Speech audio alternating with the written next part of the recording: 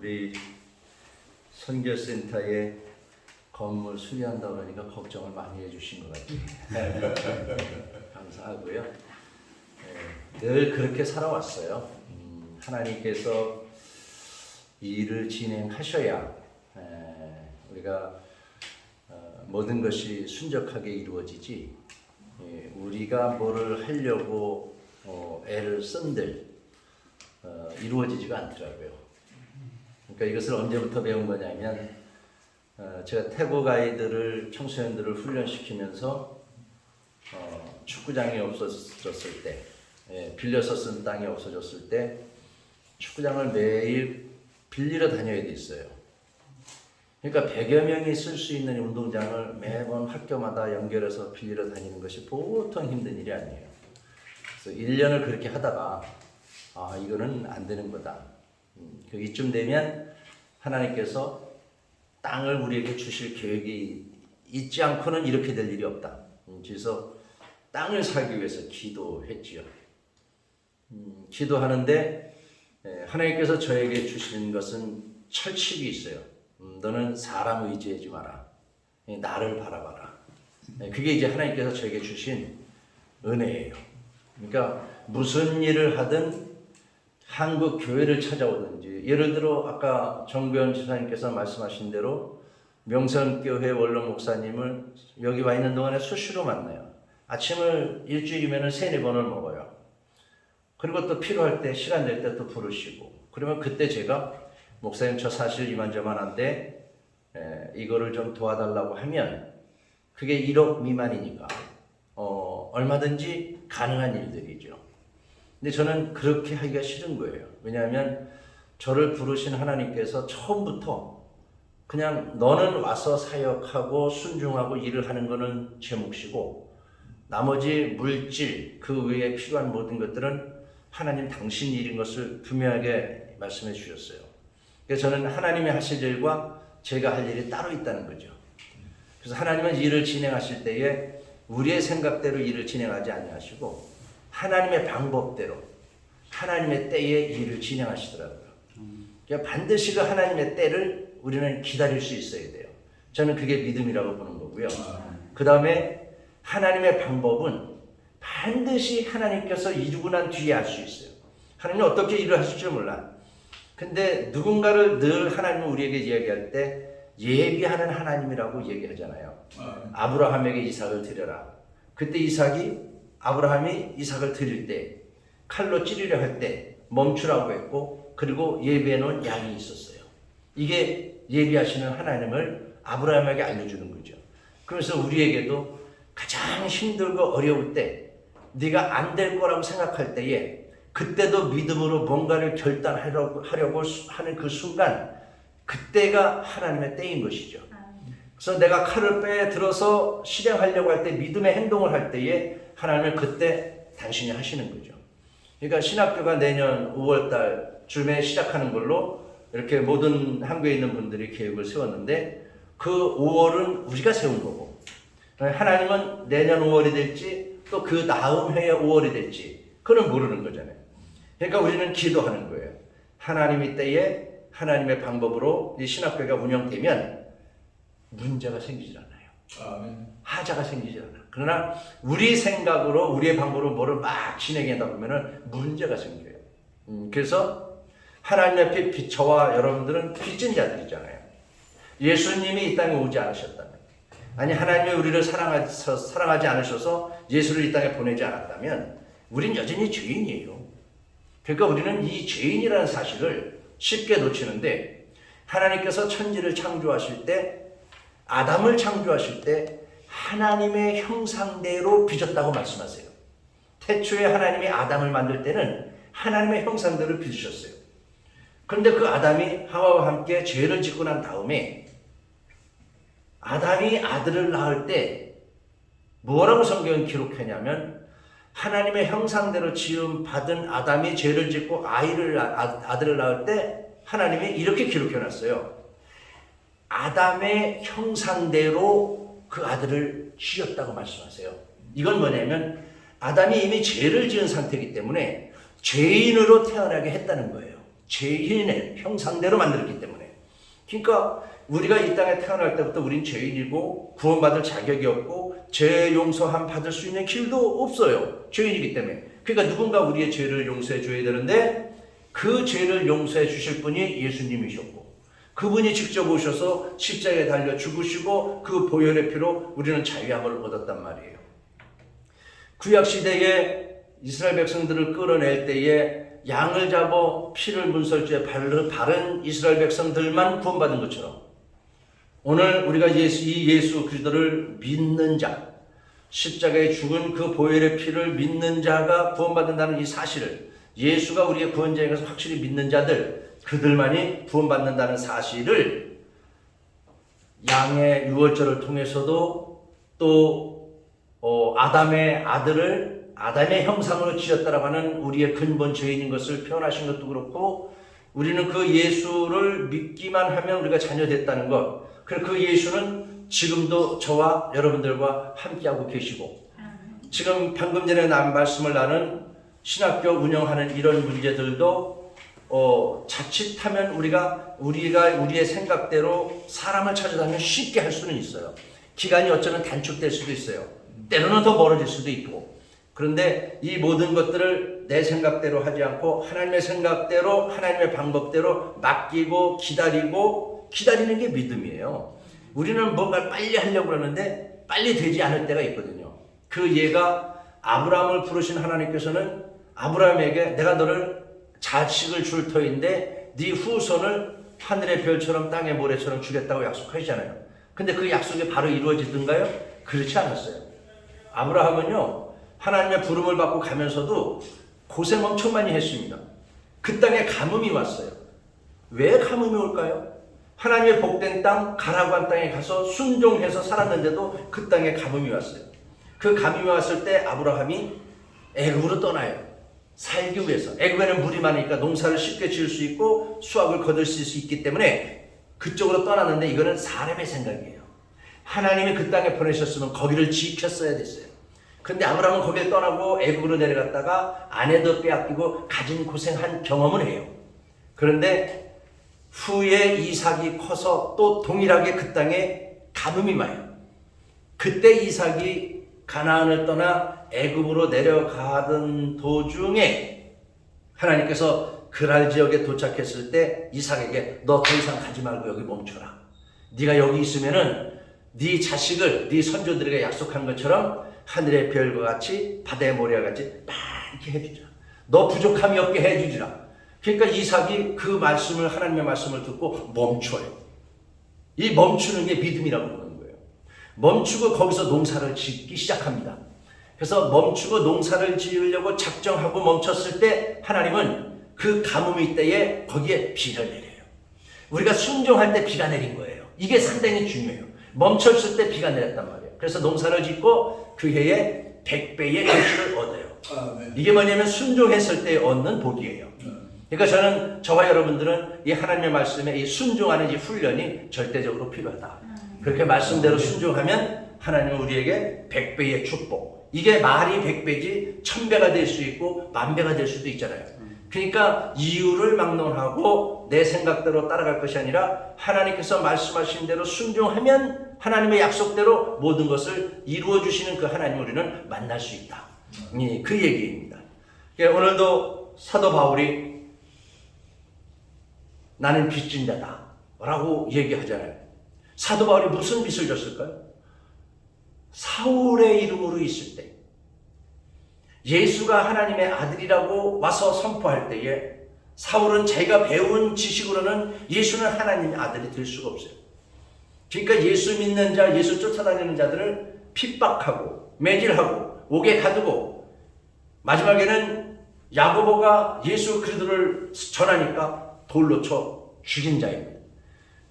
이 예수 그리스도를 핍박하는데 가장 앞장섰고 예수 믿는 사람들을 때리고 매질하고 감옥에 가두고 죽이는 과정까지 총책임자였던 것이 바울이에요. 그가 다메섹 도상에 다메섹까지 가서 믿는 자들을 때려잡으러 갔을 때 그때 하늘에서 빛 대신 예수 그리스도께서 바울의 눈에 강하게 비침으로 인하여 앞을 보지 못하는 사건. 3일 동안 넘어져 있는 그 3일 어간에 그는 얼마나 많은 생각을 했으며 앞을 보지 못하는 자신을 보면서 얼마나 해탄했을까. 그때 주님이 찾아가셔서 사울아 사울아 불러요. 그러니까 누구십니까 하고 물어볼 때 나는 네가 핍박하는 예수다. 이 말을 들었을 때 사울이 폭삭 깨져요. 자기의 자아가 깨지고 지금까지 내가 살아왔던 길이 잘못된 것을 알아차렸고 그리고 이분이 진짜 하나님의 아들 예수인 것을 경험한 거예요. 아, 내가 핍박했던 이분이 하나님의 아들이구나. 그리고 그 하나님의 아들인 예수 그리스도 앞에 100% 충성하고자 앞을 보지 못한 그가 벌써 다짐합니다. 3일 동안 앞을 보지 못할 때 그가 만난 예수 그리스도, 그를 증거하는 것이 내 사명이구나. 그동안 내가 큰 죄를 졌구나. 이렇게 핍박했던 모든 사람들에게 나는 빚진 자다. 그래서 오늘 성경 말씀에 나는 모든 사람들에게, 내가 핍박한 모든 사람, 예수는 하나님의 아들이 아니라고 한 그 말을 들은 모든 사람들에게 나는 빚진 자다. 그런 빚진 마음으로 우리가 살아야 한다는 것을 지금 강조하고 있습니다. 제가 선교사로 간 것도 이 빚진 마음이에요. 예수님께서 우리 아내가 폐결핵 말기로 죽어갈 때 기도원에 가서 울며 불며 기도할 때 주님께서는 성령을 부으셨고 안수하셨고 집사람을 깨끗이 나을 수 있도록 치료해 주셨고 그 은혜가 감사해서 우리는 선교지로 간 것이에요. 빚 갚는 마음으로 간 거예요. 왜냐하면 아내를 살려주신 주님께서 저희들에게 요구하신 것은 태국 땅에 가서 복음을 증거해라. 그러면 이 복음 증거하는 것이 쉽지 않은 일이잖아요. 쉽게 결단할 수 없는 거예요. 한국의 모든 삶을 내려놓고 가는 것이 결코 쉽지 않았습니다. 저희들이 살고 있는 집을 전세를 놓고 하고 있던 일들을 정리해요. 그게 정리하면은 2년 전에 거기서 우리가 얻는 수익이 600만 원이었어요. 그 600만 원을 내려놓고 32년 전에 600만 원이면은요, 지금하고는 차원이 달라요. 지금이면은 지금 300만 원이면 600만 원이면 얼마 안 되지만은 그때 32년 전 600만 원이면 액수가 어마어마한 것입니다. 제가 살고 있는 집이 신사동의 34평 아파트를 몸값으로 받아서 샀을 때도 그렇게 많이 주지 않았어요. 근데 요즘에 그 34평 아파트가 수십억이 가잖아요. 예, 이런 것들을 복음을 위해서 내려놓았을 때 하나님은 그것을 보시는 거예요. 그래서 우리가 믿음으로 헌신하고서 선교사로 간 것, 우리가 가지고 있던 물질 하나님 앞에 드린 것, 하나님이 다 보고 알고 계신 거예요.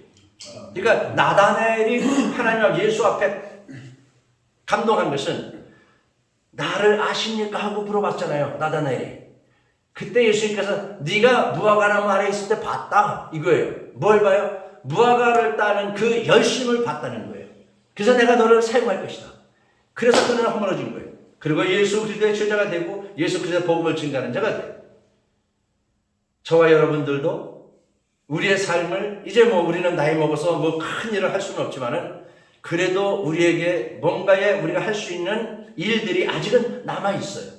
그 일들을 하나님께서 무엇인지를 우리에게 주고 그 일을 하게 하실 때 우리가 아멘으로 화답하고 그 일에 뛰어들어서 순종한다면 하나님께서는 우리가 행하는 그 일도 우리가 맡긴 그 일을 우리가 진행할 때에 그 일을 잘 진행할 수 있도록 힘을 주실 것이고 지혜도 주실 것이고 능력도 주실 것이고 우리의 힘이 부족하면 예수 그리스도 당신을 믿는 누군가를 붙여서 그 일을 행할 수 있게 하시는 분이 주님이세요.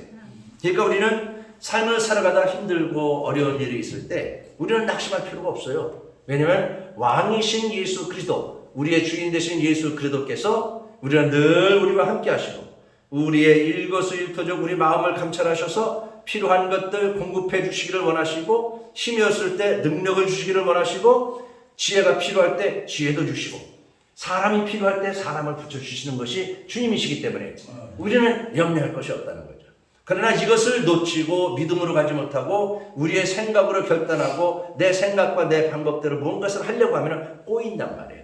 그러니까 사람의 생각으로 가면 반드시 어려움이 있어요. 그래서 우리는 은혜로 일을 해야 된다는 거. 하나님의 은혜로.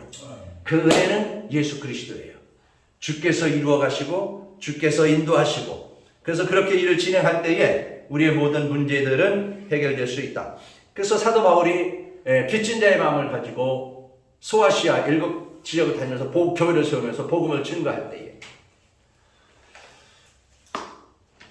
그때 성경에 기록하면은 강도의 위험과 강의 위험과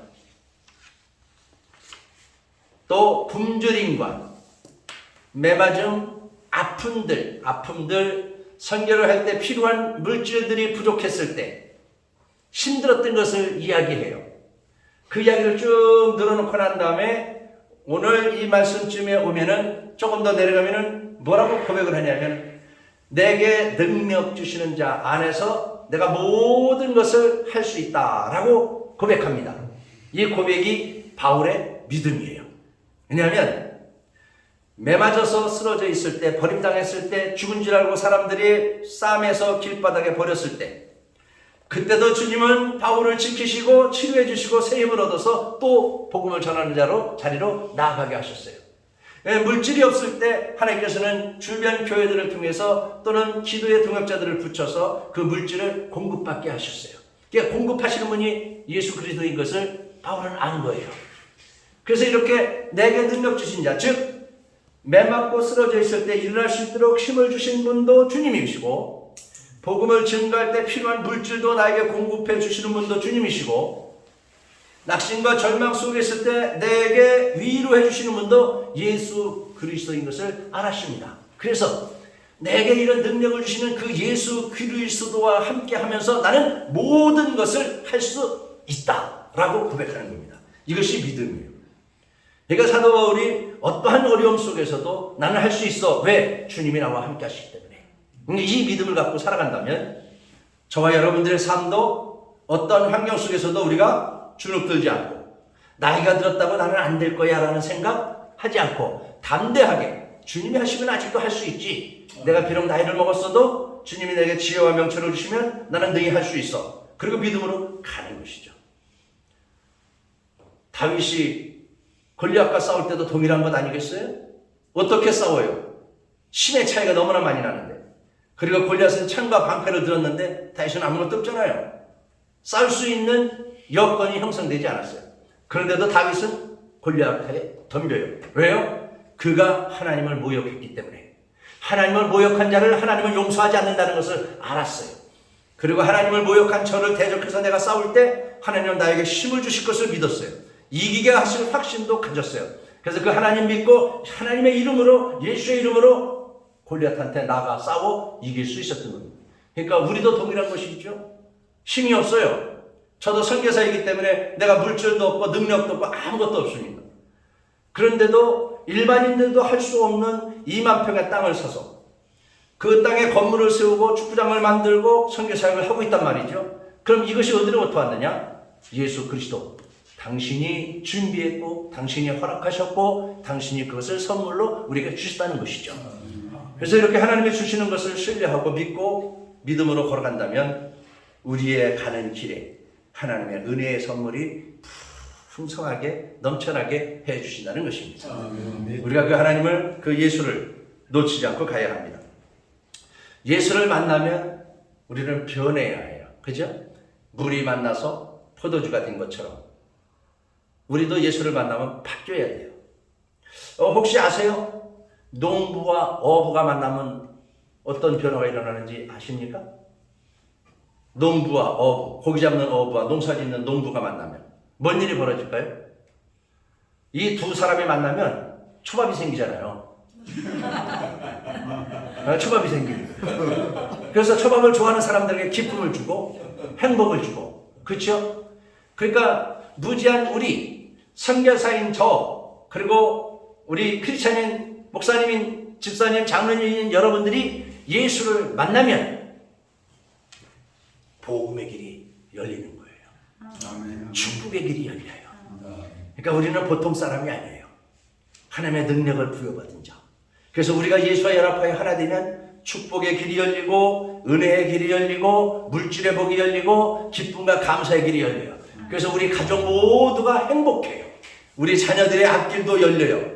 그래서 막혔던 길들이 다 또 열려버리는 거예요. 왜냐하면 예수님이 십자가 지실 때에 다 이루었다 말씀하시고 운명하셨어요. 다 이루었다고 얘기를 하신 그 순간 죄악의 벽으로 맞췄던 하나님과 우리의 벽이 허물어졌어요. 그게 뭐예요? 휘장이 찢어진 거예요. 막혔던 죄악의 담이 풀어진 거예요. 그래서 이제는 하나님과 우리의 관계가 1대1로 형성돼서 함께 교제하면서 필요한 거 얘기하고 이야기만 하나님께서 응답하시고 이거 주고받는 관계가 됐던 것이죠. 그 전에는 우리가 못했어요. 왜냐하면 죄악이 가로막고 있기 때문에. 예수님의 사건이 있기 전에는 이게 막혀서 안 되는 거였죠. 그러니까 우리가 어떻게 해요? 제사장들이 1년에 한 번씩 양의 피를 가지고 들어가서 우리의 죄를 용서받기 위해서 번제를 드리고 그 행사를 1년에 한 번씩 했던 거예요. 그 일을 할 때에 제사장이 죄를 짓고 가면 그 사람을 죽여요. 그러니까 거룩한 자로 서려면 구약시대는 무척이나 힘들었어요. 그런데 지금은 예수님께서 단번에 모든 문제를 다 해결하셔서 우리의 죄의 문제, 연약한 문제, 병든 육체 강건하게 하시고 연약한 우리 또 강건하게 하고 무지한 우리를 지혜롭게 만들어주시고 믿음을 주셔서 모든 일들을 등에 감당할 수 있도록 축복해 주셨다는 것. 이 은혜를 우리가 받은 사람들이에요. 그렇다면 우리는 주님 앞에 무엇을 갚아야 할까? 뭔가를 우리도 드려야 되잖아요. 주님은 십자가에 죽으시면서 이까지 우리를 이렇게 사랑하셨는데 생각해 보세요. 주님이 가룟 유다가 주님을 팔았을 때, 그래서 사람들에 잡혀갔을 때, 십자가를 지고 갈 때, 매질을 당하고 채찍을 당하고 가시멜로간을 쓰고 피를 흘리며 그 길을 걸어갈 때 제자들은 거기에 없었습니다. 예수님이 십자가 달려 죽으실 때도 요한과 마리아들이 있었지 제자들은 다 죽음이 들어와서 도망갔어요. 그 자리에 저와 여러분들이 있어야 할 자리였습니다.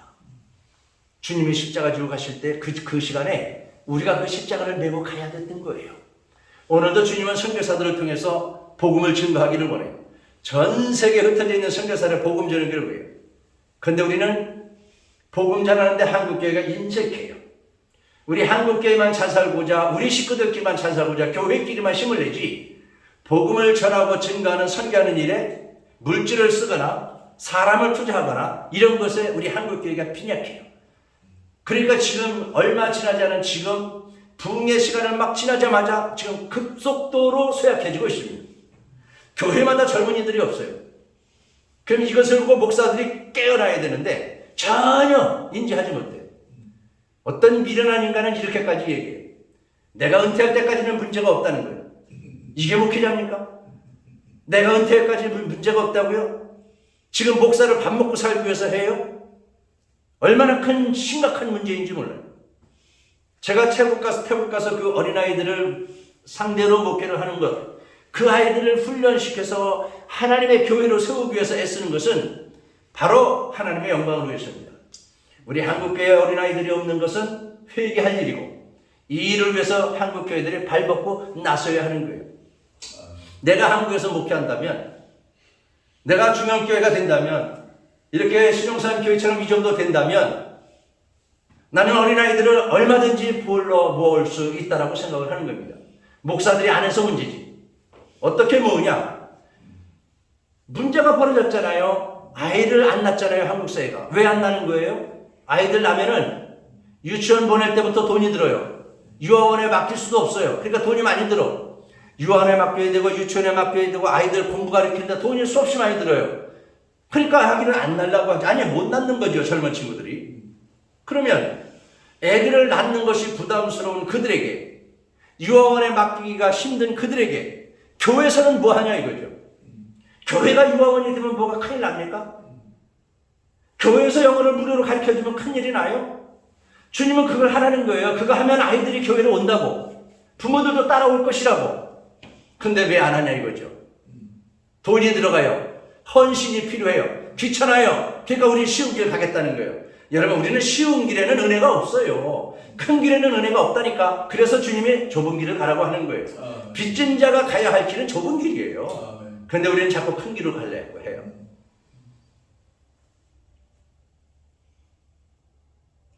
태국에 있는데 어느 날 왕국으로부터 전화가 왔어요. 태국에는 왕이 있는 나라예요. 그래서 태국 사람들은 왕을 한번 이렇게 아련하는 것이 우리가 하나님 만나는 것만큼 그렇게 감격해해요. 근데 태국의 지금 현재 왕은 남자 아들 왕은 남봉꾼이라 백성들에게 인기가 없어요. 근데 누가 인기가 있냐면 원래 백성들이 존경하고 실망하던 공주가 있어요. 프라펫이라는 공주인데 그 공주를 태국 백성들이 너무나 존경하고 사랑해요. 왜냐하면 그분은 아버지처럼 백성들을 돌보는 일을 엄청 잘하고 있거든요. 근데 그분이 오신다는 거예요. 이분이 우리 선교센터에 오신다고 하니까 동사무소, 읍사무소, 파타야, 시청 모든 경찰들이 매일 일하는 사람들이 한 30-40명이 한 달 전부터 와가지고 우리 선교센터를 쓸고 닦고 자르고 반대 만들고 있습니다. 이 일이 있기 전에 무슨 일이 있었냐면 우기철이라 막 나무들이 우거지고 해서 우리가 자르는데 풀을 베고 나무를 자르는데 한계를 느꼈어요. 손이 모자라서 안 돼. 그래가지고 이거를 돈을 들여서 사람을 사가지고 저걸 잘라야 되나 어떻게 해야 되는데 공주가 온다고 우리한테 오겠다고 연락이 왔고 그러고 나서 40명의 인원이 동원되고 읍사무소에 있는 잔디 깎는 기계, 나무 자르는 기계, 거기 읍사무소 직원들 다 동원해서 선교센터를 한 달 동안 자르고 쓸고 닦고 하는데 생긴 대로 탄생한 대로 가장 깨끗하고 아름답게 바뀌었어요. 근데 제가 여기를 이렇게 교회를 아침에 새벽에도 가고 저녁에도 가는데 가랑님이 떨어진다고 한 달 전부터 이걸 쓸고 있길래 제가 이걸 그냥 뒀다가 오기 한 2-3일 전에 쓸든지 하면 될 텐데 뭐 하려고 지금부터 이렇게 이 더운데 이거 쓸고 있냐 그랬더니 그분들 이야기가 아니 공주님이 오시는데 지금부터 우리가 해야지 그걸 왜 하루 이틀 전에만 하냐는 거예요. 지금부터 해야 된다는 거예요. 그게 마음을 들여야 된다는 거예요. 그 얘기를 듣고 내가 지금 저분들처럼 하나님을 사랑하고 있는가? 내가 예수님을 위해서 저렇게 헌신하고 있는가? 나는 예수님이 방문한다고 40일 전에 한 달 전부터 마당 쓸고 있는가? 또 떨어질 건데 한 일주일 전 아니 하루 전에 쓰지 않을까? 근데 이분들은 한 달 전부터 와서 해요. 그걸 보고 이제 공주님이 오셔요. 다 무릎을 켜라서 무릎으로 켜가지고 얼굴도 못 보고 그 공주를 맞이해요. 우리는 집주인이고 외국 사람이니까 그렇게 할 필요가 없잖아요. 그리고 하나님의 아들이요 거룩한 백성이 무릎 꿇고 세상 왕한테 조아릴 필요 없잖아요. 우리 가족은 우리 집에 방문한 사람이니까 우리가 영접해야 돼요. 나머지 우리 동네 사람들은 그냥 공주를 아련하기 위해서 온 거예요. 그러니까 우리 서서 인사하고 그분이 준 선물 받고 우리가 준비한 선물 줘요. 그분은 공도 가져오고 애들이 많다고 축구 선수들이 있다니까 유니폼도 가져오고 뭐 많이 가져오셨어요 공주님이. 근데 우리는 달랑 성경책 하나 포장해서 드렸어요. 이걸 드리면서 받을까? 근데 그분이 갈 때까지 그걸 자기 옆에다 놓고 들고 가는 걸 봤어요. 누가 제일 행복했냐면 우리 사위가 행복했어요. 이 친구가 태국 선교사로 와가지고 하나님 나 왕족에게 복음 전할 수 있는 기회를 주세요 하고 기도했다는 거예요. 그러니까 우리 딸이 택도 없는 소리 선교사를 왕궁에서 누가 부르냐 있을 수 없는 일이니까 그런 기도 하지 말라고 그랬다는 거예요. 그래 농담식으로 이렇게 지나하고 지나간 거예요. 왔잖아 근데 그러니까 공주가 왔잖아요. 지금 선교센터를 우리가 가서 뵌 것도 아니고 그분이 찾아온 거예요. 헬리콥터 날이 정해진 날 정해진 시간에 헬리콥터 7대가 우리 선교센터에 쫙 내립니다. 그리고 경호원들 경찰들 수백 명이 경호하느냐고 파타야 전 시내에 도로마다 진을 치고 우리 선교센터를 포위하고 있어요. 아무도 접근하지 못하도록. 거기에서 우리는 공주를 만나고 성경을 선물하고 첫날은 그렇게 영접했어요. 두 번째 또 방문을 하시는데 우리가 외국 사람이기 때문에 외국 사람 비자를 받아야 돼요. 태국에서 비자를 받으러 가면 그렇게 갑질을 해. 그 이미그레이션에서 뭐가 빠졌을까 해와라 보통 4번을 퇴짜 놔요. 그게 뭐예요? 돈을 내라 이거예요. 근데 나는 목사야. 저런데 돈 갖다 주는 거 불법이라 나는 내 머릿속에는 그건 용납이 안 돼요. 그러니까 4번을 왔다 갔다 한 거예요. 집사람이 공주가 온 날 열받았어요. 그게 생각이 났어. 4번 퇴짜 맞고 한 것이. 그러니까 경찰, 방구에서 경찰총장이 왔고, 우리 도 경찰청장이 왔고, 파타야 시에 있는 경찰 최고 대빵이 왔고, 법원장이 왔 그 자리에서 내가 비자 받으러 가면 당신네들이 이렇게 하더라. 우리가 여기 가서 이렇게 좋은 일을 하고 있는데 잘못된 게 하나도 없는데도 비자를 안 주고 3번, 4번을 퇴짜 놓고 힘들게 한다. 이 문제를 해결해달라고 찔러버렸어요, 집사람이. 그러니까 그 자리에서 이게요, 태국은 되는 일도 없고 안 되는 일도 없는 나라가 태국이거든요. 그러니까 이분이 총경찰총장하고 대법관이 바로 이미그레이션 최고 대법관한테 전화를 걸었어요. 전화해가지고 바로 우리를 바꿔줘요. 그러니까 집사람이 이것저것 이렇게 해가지고 사진까지 보여주면서 그 못되게 하는 사람 사진을 찍어놔가지고 이걸 보여주면서 이 사람이다. 이 사람이 이렇게 우리 힘들게 한다. 이걸 해결하지 않으면 외국 사람들한테 태국 사람은 나쁜 사람들로 인식될 터이니 이 사람을 해결해라. 단칼에 해결됐어요.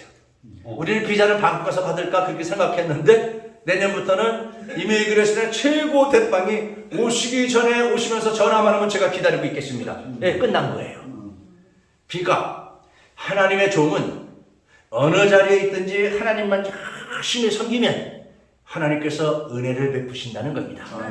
태국에서 복음 전하는 일, 하나님의 말씀을 선포하는 일, 이것도 힘든 일인데 그 중에서도 힘들고 어려운 중에서도 최선을 다하고 일하는 것을 하나님이 보고 아시는 것. 그래서 우리의 불편함을 해결하기 위해서 하나님은 그 있을 수 없는 일 공주를 우리 선교센터에 2번씩이나 방문하게 한 것. 그리고 이분이 계속해서 우리 이쪽에 일이 있으면 우리 센터를 사용해도 되겠냐고 해서 오케이. 우리는 선교로 왔으니까, 태국을 선교로 왔으니까 거기다가 공주님을 섬기는 건 더더욱 오케이다. 그래서 우리는 선교해 줬어요. 그리고 공주님한테 제가 무슨 얘기를 했냐면, 내가 여기 와서 태국을 섬기는 것은 저 태국의 젊은 어린아이들을, 불쌍한 아이들을 거두면서 학교 보내고 사람답게 세우는 일을 하는 것은 당신네 나라에서 옛날에 70몇 년 전에 6.25 때 군대를 보내줘서 대한민국이 생존할 수 있게 된 그 은혜, 나는 그 은혜 갚으러 온 것이다. 그러니까 공주가 너무나도 좋아해요. 은혜 갚으러 왔다고 하니까 이게 사람이 말 한마디로 청량빚을 갚는다고, 당신네 나라가 우리를 도와줘서 나는 빚 갚으러 왔다. 그러니까 그렇게 좋아하더라고요. 그러면서 그분도 짬을 내서, 그러면 내가 다음에 여기 이쪽 지금 파타야 쪽에 올 기회가 있으면 여기를 좀 사용해도 되겠냐? 오케이. 이렇게 된 거예요. 하나님은 당신의 은혜를 알고 그 은혜를 받은 은혜를 내 주변에 있는 사람들에게 흘려보내는 사람을 사랑하십니다. 그래서 주의 종이 하나님의 영광을 위해서 애쓰고 수고할 때 하나님은 그 주의 종의 어려운 문제들을 친히 해결하시고 그리고 그에게 용기를 주고 격려를 해주세요. 저는 이번에 2달 조금 넘게 이번에 들어왔어요. 근데 한국에 한 1000명 되는 교회에서 부흥 집회를 해달래요. 선교사에게. 그래서 제가 아니 선교사인데? 그랬더니 아주 그래도 해달래요. 그래서 선교사는 나는 태국말로만 설교를 했었고 한국말로 하지 않아서 말씀이 약한데 말이 어눌할 텐데 괜찮겠냐? 내가 부담이 되다 그랬더니 괜찮대요. 그래서 거기서 집회를 했어요. 오자마자. 그리고 일주일 전에 어느 교회에서 저한테 전화가 왔어요. 우리 교회에서 주일부터 수요일까지 특별 집회를 좀 해주면 안 되겠냐. 근데 그 시간이 일주일도 안 남았어. 그래서 아니 어떻게 이 짧은 시간에 나한테 요청을 합니까? 내가 일주일 사이에 이 8편이나 되는 설교를 내가 지금 9번 설교를 해야 되는데 이게 가능하다고 생각하십니까? 나 선교사라서 부족한데 괜찮겠소 했더니 기도하고 결정한 거래요. 그래서 오늘이 주일이잖아요. 오늘 새벽부터 지금까지 설교하고 여기로 온 거예요. 이건 여기는 먼저 약속된 거고 저 부흥회는 일주일 전에 한거라서 7시 반 예배, 9시 예배, 11시 예배 드리고 오후 2시 예배 드리고 지금 온 거예요. 그러면 하나님께서는 왜 선교사인 나에게 저 정도 멋진 교회에서 부흥회를 할 수 있도록 길을 여셨을까? 이거는요, 나를 통해서 뭐 엄청난 일이 일어나는 거는 둘째 치고, 그건 이제 다음이고, 하나님께서는 말씀에 순종해서 태국에서 31년 동안 애쓰고 수고한 저를 위로해주고, 격려해주고, 새 힘을 주시려고 그 일을 허락하신 거예요. 그리고 감사하게도 선교사가 선교지에서 있었던 일들을 간증하면서 말씀을 전하니까 또 교인들이 너무나도 행복해해요. 또 제가 믿기로는 그 교회 목사님이 하나님의 말씀을 강하게는 선포하지 않았었는데 제가 조금 이렇게 힘있게 얘기를 하니까 색다른 맛이 있었던 것 같아요. 그리고 말씀을 듣는 분들이 너무너무 좋아하는 거예요. 나는 이게 하나님께서 저를 지금 위로하고 계십니다. 내가 너를 기억하고 있다. 너 수고했다. 30년 동안 얼마나 수고했니? 이번에 내 사랑을 한번 맛보고 가라. 그런 의미로 저는 받아들이고 하나님 앞에 감사하는 거죠. 은혜 안에 거하면은요, 우리의 인생이 늘 기쁨으로 평안으로 가득해요. 그러니까 예수 그리스도의 은혜를 우리는 잊지 말아야 돼요. 이 은혜가 어디서부터 선포되냐? 바로 오늘 예배드리는 이 장소에서 하나님의 은혜는 쏟아지는 거예요. 성전에 하나님의 은혜가 가득 차 있어요. 그래서 우리는 성전을 사모해야 돼요. 성전에 가면 우리가 정화돼요. 세상 생각으로 접어들었던 것들이 빠져나가고 정수기에 정화돼서 물이 깨끗하게 되는 것처럼 우리가 예배당 안에 성전 안에 들어가면, 예수 그리스도의 품 안에 들어가면 예수 그리스도라고 하는 말씀의 정화기를 통해서 우리가 새롭게 정화된단 말이죠. 그래서 잡스러운 것들이 다 빠져나가고 정결한 거룩한 생명수만이 흘러나는 우리의 삶이 되는 것이에요. 그러면 성전 안에 들어가서 있을 때 깨끗하게 생명수로 정화된 우리를 통해서 이 물을 계속해서 흘려보내는 교회는 그 생수를 먹음으로 인해서 또 다른 사람들이 정화되고 또 다른 사람들이 회복되어져서 하나님을 기쁘게 해드리는 삶의 자리로 나아가게 된다는 것이죠. 그래서 우리는 이 은혜의 자리를 놓치지 말아야 해요. 저는 오늘도 새벽 7시, 아침 7시 반부터 예배를 드리면서 계속 예배를 드리면서 얼마나 감사했는지 몰라요. 하나님께서 제가 설교할 때는 원고가 없어요. 제목은 같아. 제목을 할 때 원고가 없어요. 그러니까 1부, 2부, 3부 설교를 하는데 내용은 비슷하지만은 말은 다 틀려요. 왜냐하면 써놓고 있는 게 아니니까 다 틀릴 수밖에. 그때그때 은혜의 대로 생각나는 대로 말을 그냥 하는 거니까 다를 수밖에 없어요. 그러니까 그 교회 목사님은 1부, 3부 예배를 드리는데 다 다른 것 같으니까 은혜가 되는 것이고, 교인들은 원고 없이 선포하는 말씀을 듣고 은혜가 되고 아멘으로 화답하다 보니까 은혜가 되고, 선교사를 위로해주기 위해서 성도들에게 반응이 더 크게 일어나게 해주세요. 이게 하나님이 하시는 일이에요. 하나님이 우리들 각자 마음속에 은혜를 주면 아멘으로 화답하잖아요. 그러니까 예배를 드리고 나갈 때도 선교사님 고맙습니다, 감사합니다. 이것은 표면적으로는 성도님들이 감사하다고 표현을 하는 거지만은 내면을 들여다보면은 예수 그리스도께서 아들아 네가 31년 동안 애썼다, 수고했다, 고맙다, 그 아멘, 성도들이 하는 아멘은 주님이 음성이에요. 너 수고했다, 애썼다, 내가 너를 사랑한다. 그래서 저는 오늘 무척이나 행복했습니다. 내일, 모레, 글패 3일 동안 계속해서 말씀을 전할 때에 동일한 은혜가 나타날 것으로 저는 믿고, 또 주님께서 주시는 대로 말씀을 선포하면 듣는 사람들의 귀를 열어서 들리게 할 것이고, 내가 아무리 좋은 보화 같은 말씀을 선포한다 해도 마귀가 귀를 막아버리면 안 들리게 되어 있어요.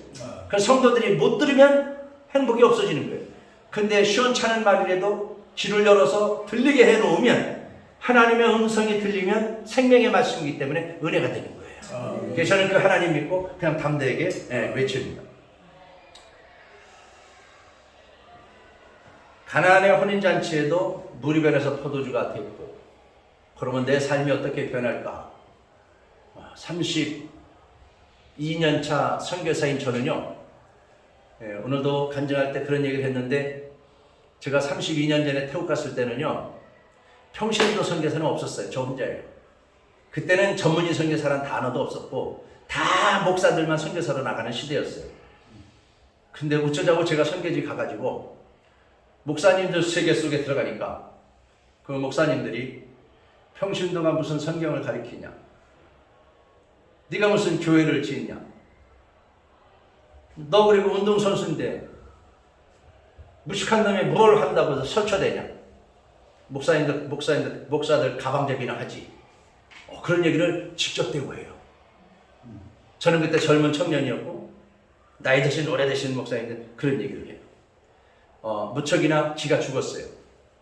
제가 기가 죽었다는 그 표현을 했는데 실은 마음이 상했어요. 분노했어요. 그리고 그때 저는 결정합니다. 내가 목사가 되어야 되겠구나.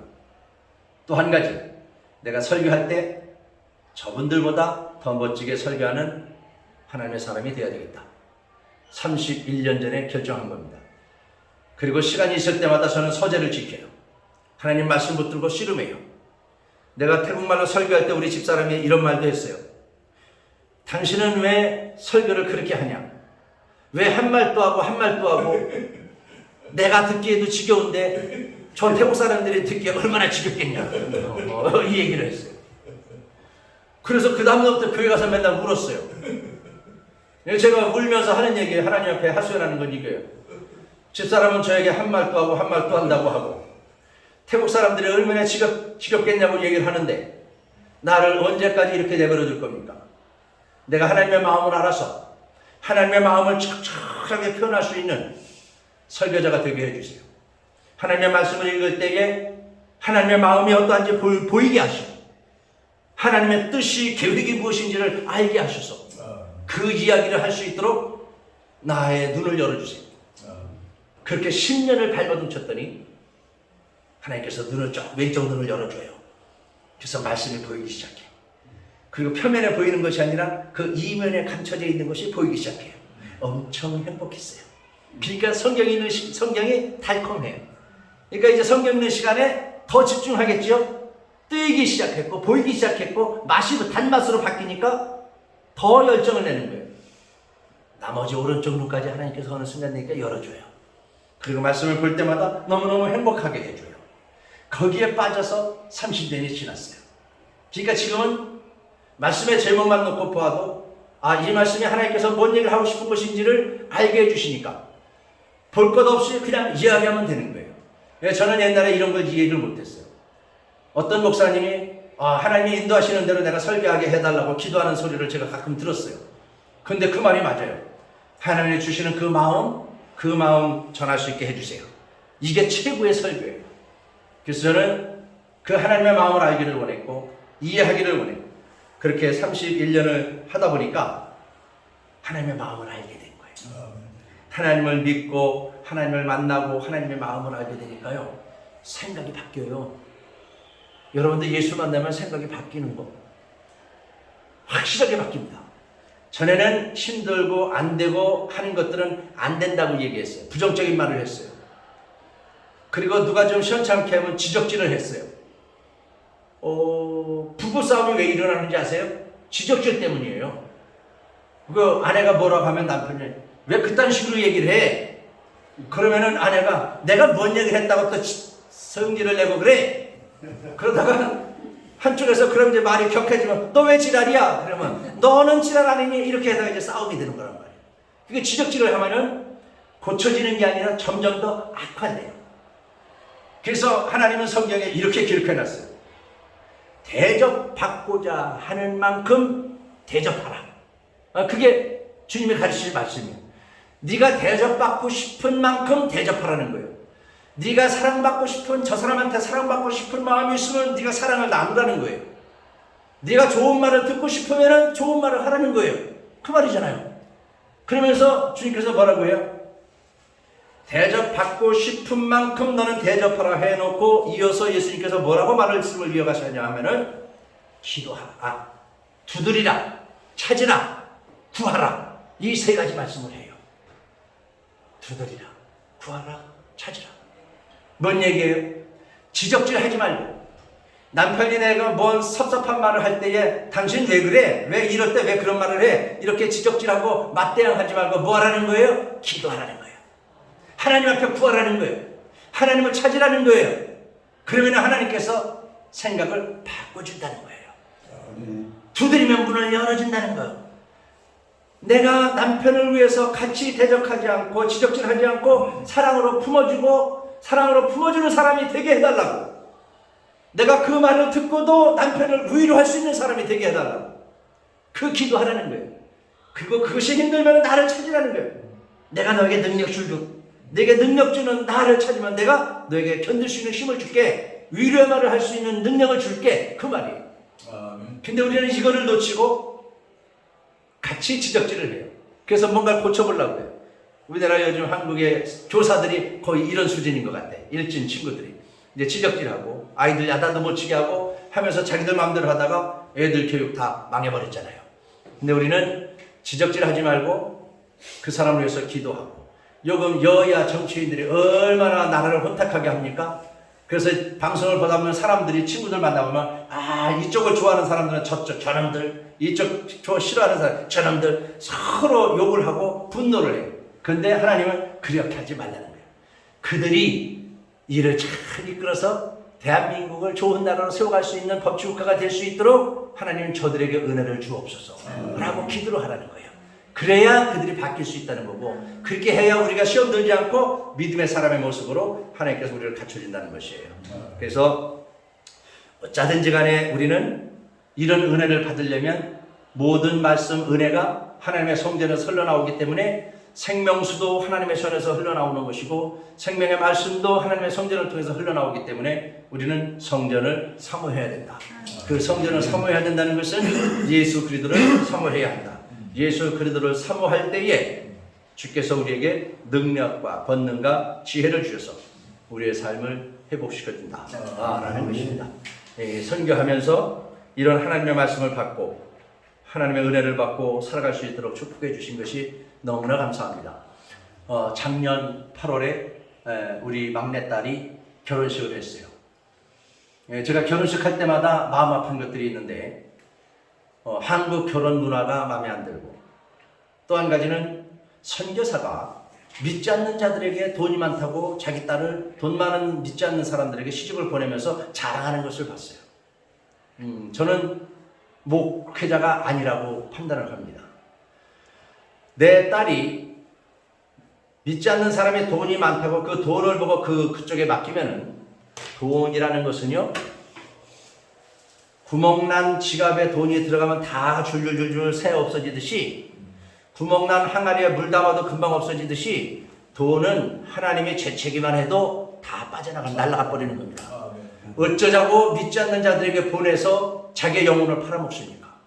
주님은 반드시 얘기했어요. 너희들이 가나안 땅에 들어가거나 그들과 결혼하지 말고 그들과 사귀지 말고 너희들끼리 믿는 자들끼리 하나 되어 하나님의 나라를 갖고 가라. 이것이 하나님의 뜻이에요. 그래서 저는 우리 딸에게 남자를 구할 때, 하나 예수 믿는 자냐? 오케이. 그럼 그 가족의 결혼 날짜 잡을 때 저는 또 이렇게 얘기합니다. 나는 한국 결혼 문화가 마음에 안 든다. 예를 들어서 결혼식 할 때 돈을 많이 쓰면 그 아이들이 평생 편하게 산다. 행복하게 산다. 그러면은 많은 돈을 들여서라도 해야죠. 그런데 많은 돈을 들여서 결혼식을 해도 신혼여행 가서 헤어지는 사람이 하나둘이 아니잖아요. 그러니까 행복은 돈에 있는 게 아니고 예단을 많이 해서 행복한 것이 아니고 우리의 심령 속에 있잖아요. 내 안에 계신 주님이 우리를 행복하게 해주는 거잖아요. 그래서 사돈되는 때 그걸 만나서 인사할 때, 나는 한국 문화, 결혼 문화가 좀 바꿨으면 좋겠다. 예단 폐물 우리 없애자. 결혼식 간단히 하자. 그쪽 집에서 당황해요. 왜냐하면 꽤 잘 사는 집이기 때문에. 저는 몰랐어요. 잘 사는 사람들은 결혼식 때 뭐 막 해놓고 자기를 과시할 기회라고 생각을 하더라고요. 근데 그걸 제가 하지 말고 간소하게 하나님의 기뻐하는 예식을 하자. 그랬더니 처음에 약간 당황하더니 선교사인 제가 그 얘기를 하니까 그렇게 하겠다고. 그리고 4대 믿는 집안이었어요.